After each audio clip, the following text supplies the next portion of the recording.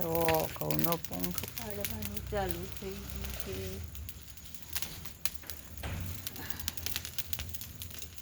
જો ઘઉંનો પંખ પડાય, જો એવી રીતે પંખ ખવાય છે.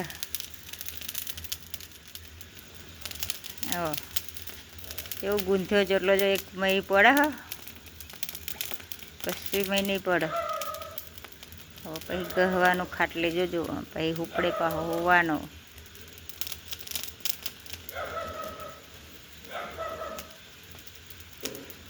બીજો પેલો કરવો પડશે. કાજલ આ બીજું શેકવા આવી જા, શેકવા આવી જો બીજું. હોવે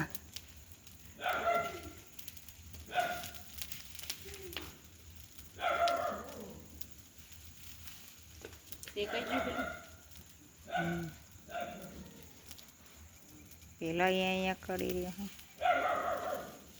થોડું બર્તન નોખ ને કાજલ.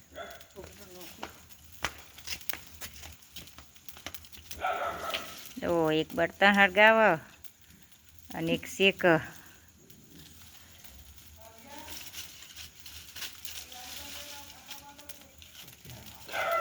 એમાં ગળે હે કાજલ, ચીપિયાથી કાઢવા તો ચાલશે. હેઠ જવા દે, પેલું કર કાજલ, પેલું શેક જવા દે. હેઠ જો હવે ખાટલામાં ઘસવાનું વાવ આપણે તે.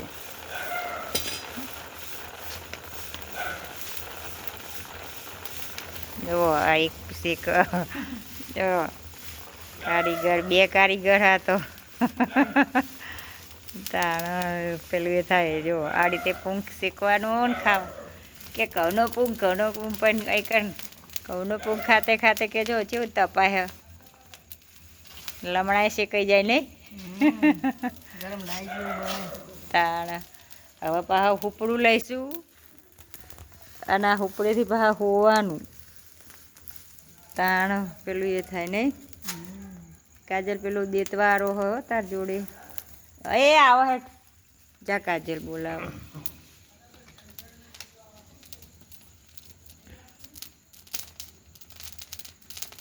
જજી ના હવે ચાલશે. આવો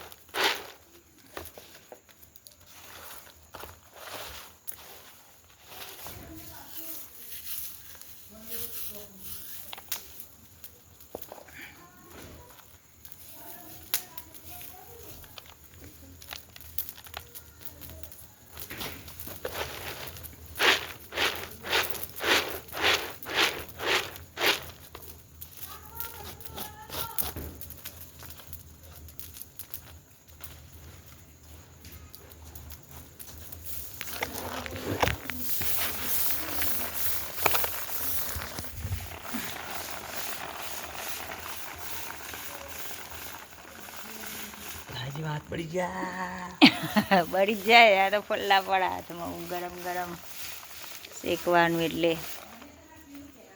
શેરવાળા કે પંખ મોકલતા નહીં. હાથ ફોલ્લા પડ્યા. કાજલ લે, ચોખ્ખો થયો લેવો જ લઈ જા કાજલ.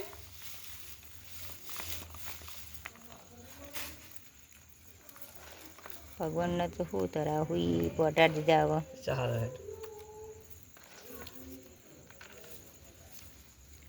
પછી ભગવાનને ધરાઈશું. ઘઉં રોટલી બનાવી, લાડવા બનાવી ખાવાના. જો અમારો આજનો વિડીયો ગમે તો લાઈક કરજો, શેર કરજો, સબસ્ક્રાઈબ કરજો.